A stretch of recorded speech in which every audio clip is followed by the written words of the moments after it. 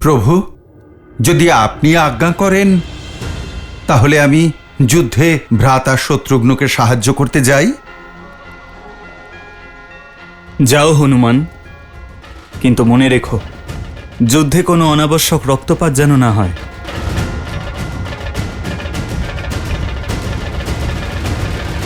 জয় শ্রীরাম।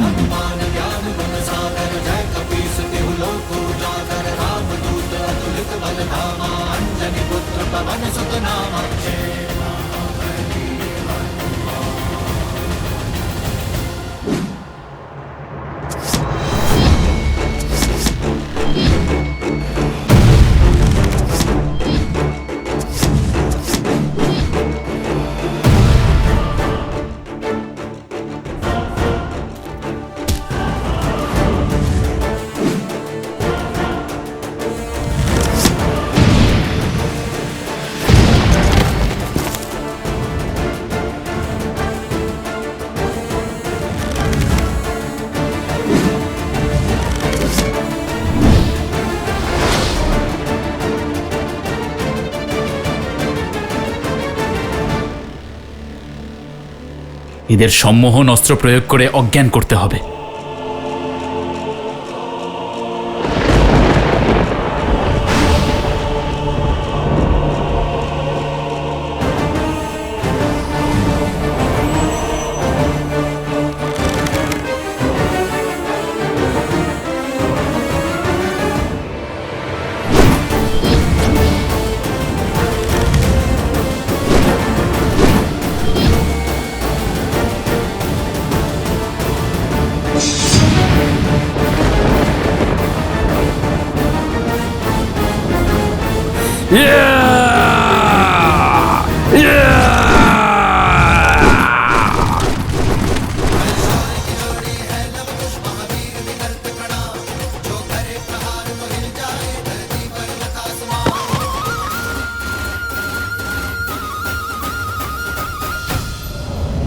নাগ অস্ত্র।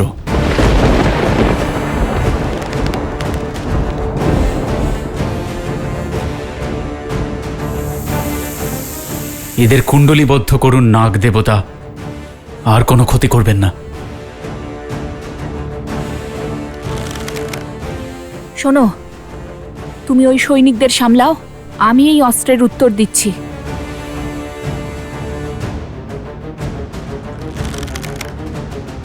গরুরাস্ত্র, গরুর দেব, আমাদের রক্ষা করুন।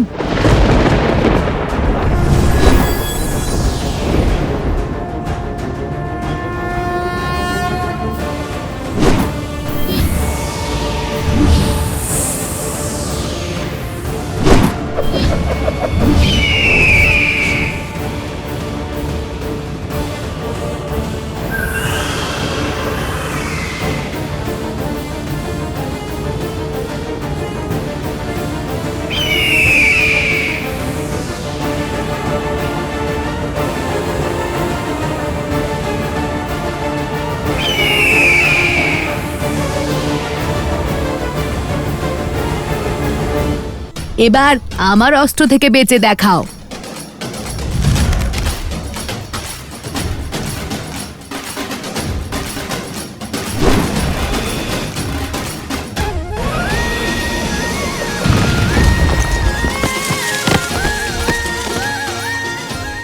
আরে সাবধানে, একটু এগিয়ে দেখো।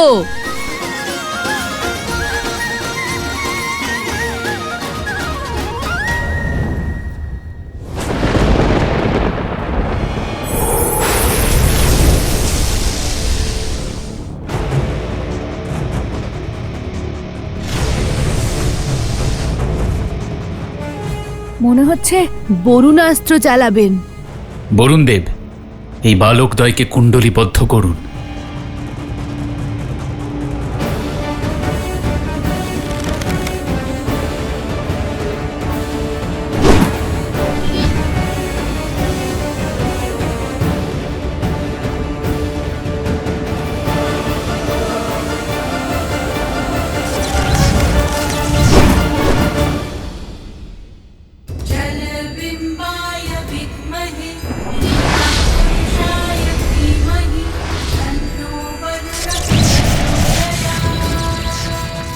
অসম্ভব। বরুণদেব এদের পক্ষে কেন?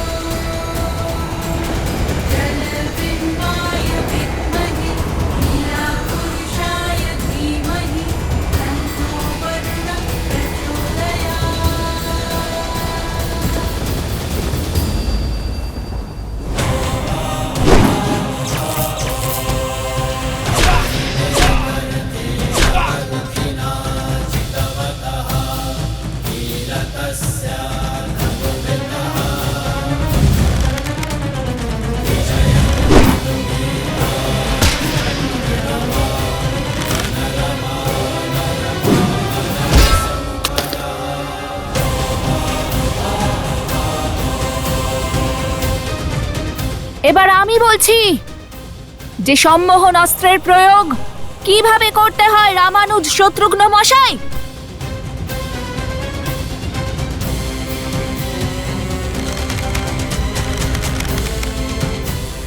এই পরাজয় আমাকে যে পরিমাণ শান্তি দিয়েছে তা আজ পর্যন্ত আমাকে কোনো জয় দিতে পারেনি।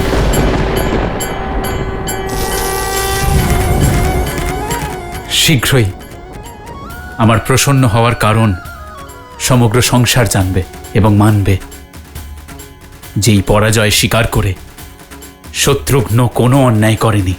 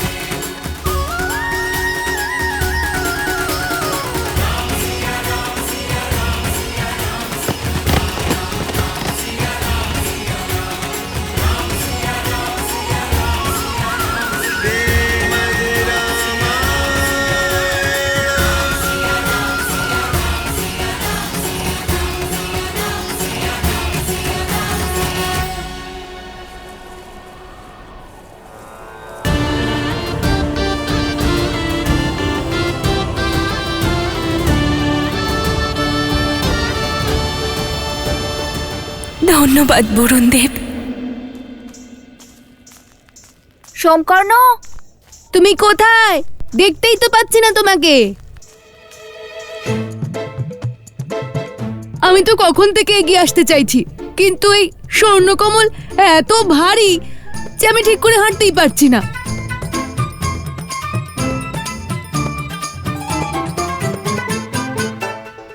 দাও।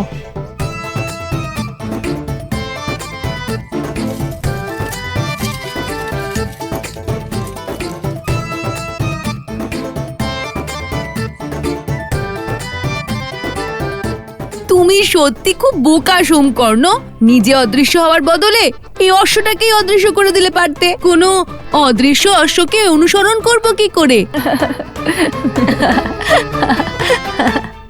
কুশ, একটা বাঁশ বা আখ নিয়ে এসো, এগুলো ওর মধ্যে টাঙিয়ে দেব, না হলে আমরা এভাবেই অদৃশ্য হতে থাকবো।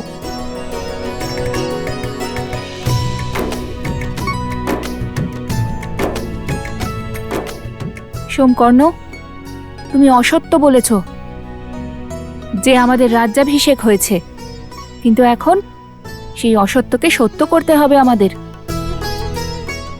অযোধ্যা থেকে অন্য কোনো সেনা আসার আগেই আমাদেরকে ওই ঔষধি খুঁজে বার করতে হবে, আর ওই গ্রামবাসীদের ওই রোগ থেকে মুক্তি দিতে হবে। এই নাও দাদা।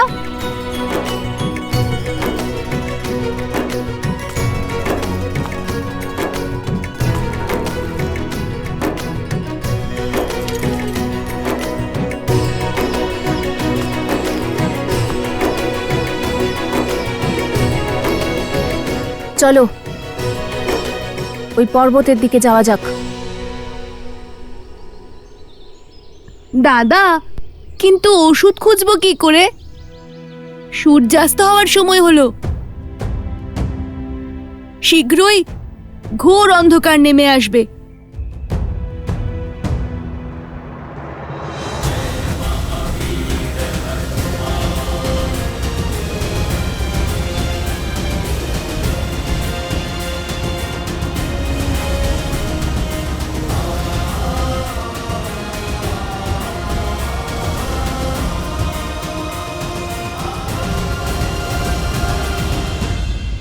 বাবা, শত্রুঘ্ন বুঝতে পেরে গেছেন যে লবকুশ আর কেউ নয়, শ্রীরাম আর মাতা সীতার পুত্র, আর স্বয়ং ওনার ভাইপো। কিন্তু সংসার ওনার এই সিদ্ধান্তের জন্য রাজদ্রোহী কেন বলবে? কর্তব্য আর সম্পর্কের মধ্যে কাকে বেছে নেওয়া উচিত? হৃদয়ের কি কোনো মূল্যই নেই? প্রিয় গণেশ, এটা ভাবো যে কর্তব্য কুলকুল করে বয়ে চলা এক নদীর মতো, যার নিজের গতি আছে, নিজের দিক আছে, আর নিজের এক উদ্দেশ্য আছে, যা ধর্ম নির্ধারণ করে। আর আমাদের হৃদয় আর তার ভাবনা বাতাসের দ্বারা উৎপন্ন ঢেউয়ের মতো হয়, যা আসা যাওয়া করে, কখনো স্থির, কখনো অস্থির। কিন্তু যখন এই ঢেউই নদীর গতি নির্ধারণ করে, তখন নদী তার নিজের পথ হারিয়ে ফেলে। ভাব আমাদের নিজের অধীনে করে কর্তব্য থেকে বিমুখ করে দেয়। হ্যাঁ পুত্র, তোমার মায়ের কথা একেবারেই সঠিক। আর এটাই আমাদের কর্তব্য, যা আমাদের শক্তি দেয়। আর যখন আমরা কর্তব্যের পথে চলা শুরু করি, নিজেকে শরীর আর মন দিয়ে সম্পূর্ণভাবে সমর্পণ করি, তখন আমাদের কেবলমাত্র সত্যের সামনে নতমস্তক হওয়ার প্রয়োজন পড়ে। কারণ সত্যই ধর্ম, আর ধর্ম আমাদের ঈশ্বরের সঙ্গে মিলিত হওয়ার শক্তি দেয়।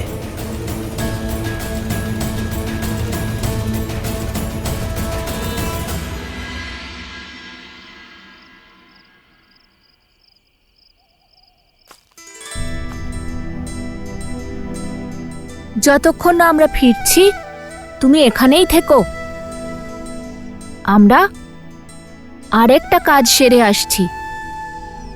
ওই গ্রামবাসীদের রক্ষার জন্য পর্বত থেকে ঔষধি আনবো।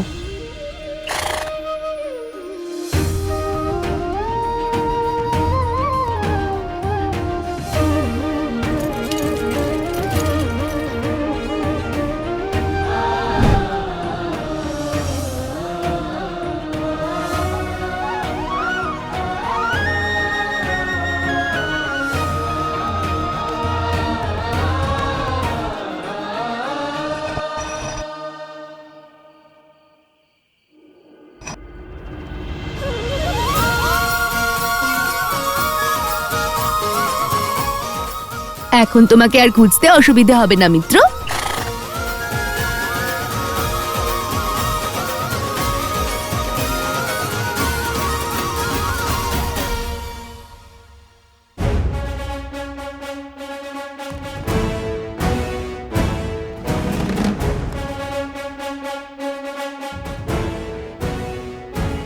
দাদা, গ্রামকে রক্ষা করার জন্য ঋষি হরিত নিশ্চয়ই পৌঁছে গেছেন, আর এখন নিশ্চয়ই অপেক্ষা করছেন। কিন্তু যদি ওপরে অনেক বনস্পতি থাকে, তাহলে ওগুলোর মধ্যে একটা জড়িবুটি খুঁজবো কি করে? আমিও তো সেটাই ভাবছি। যখন শ্রী হনুমান সঞ্জীবনী নিতে গেছিলেন, তখন বৈদ্য শ্রী সুসেন ওনাকে কি বলে পাঠিয়েছিলেন? এটাই, যে সঞ্জীবনী বুটি চকচক করে। এই জড়িবুটি জ্বলজ্বল করে, যেমন অধর্মের অন্ধকারে ধর্মের প্রকাশ জ্বলজ্বল করে।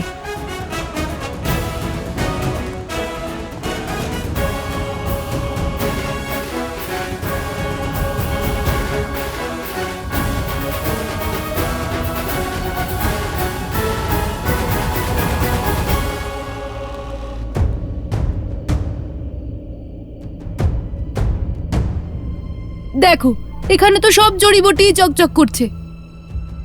এবার খুঁজবো কি করে আমরা?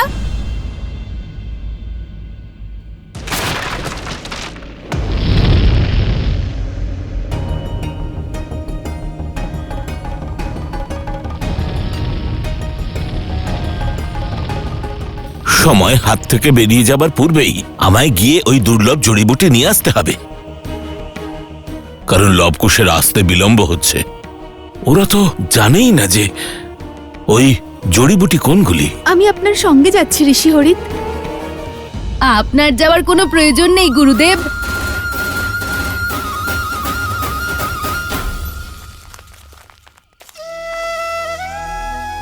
লবকুশ এসেছে আর আপনার এই জড়িবুটিও এনেছে। এটাই তো আপনার সেই দুর্লভ জড়িবুটি। হ্যাঁ, এই সেই জড়িবুটি। কিন্তু লবকুশ, তোমরা জড়িবুটি চিনলে কি করে? বলবো বলবো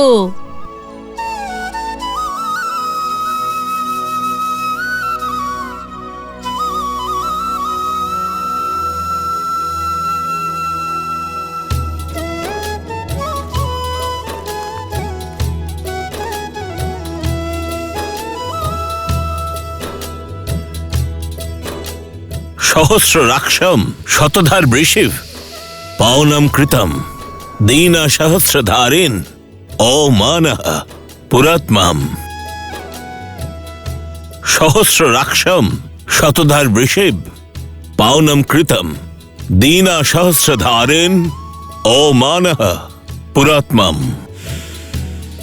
সহস্র রাক্ষম শতধার বৃষিভ পাওনম কৃতম দীনা সহস্রধারিন ও মানহ পুরাত্মাম।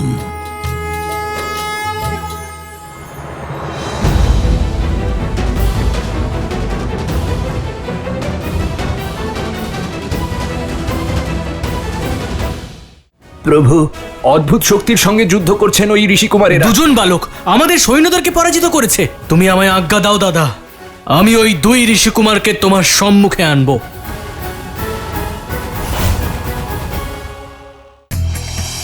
পদ্মা ও বায়ু পুরাণ অনুসারে শ্রী হনুমানের পিতা কেশরী দেবগুরু বৃহস্পতির সন্তান। সেই কারণেই ঋষি ভরদ্বাজ আর শ্রী হনুমানের মধ্যে কাকা ভাইপোর সম্পর্ক।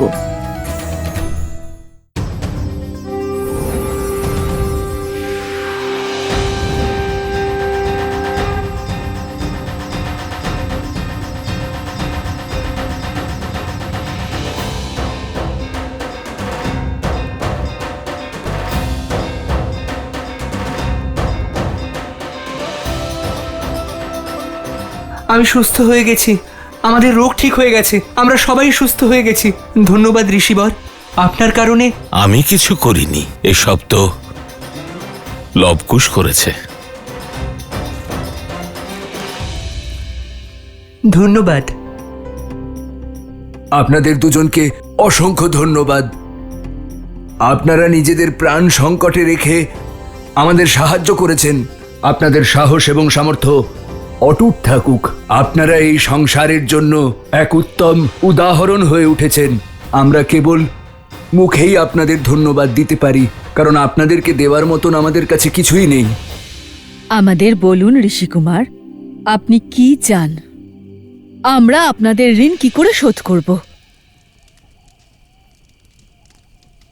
আমাদের কিচ্ছু চাই না। যা উচিত মনে হয়েছে, যা ধর্মসঙ্গত, আমরা শুধু তাই করেছি। আর চাইতে কি হবে সেটাও তো আমরা জানতাম না, সেই জন্য ধন্যবাদই যথেষ্ট। আমি জানি কি চাইতে হবে।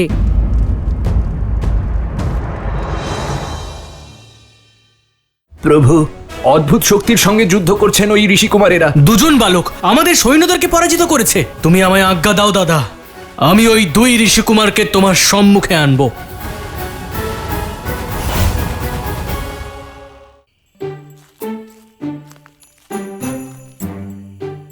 এই কিছুক্ষণ আগেই আমি একটা মিথ্যে কথা বলে এসেছি, সেটা সত্য করার সময় এবার চলে এসেছে।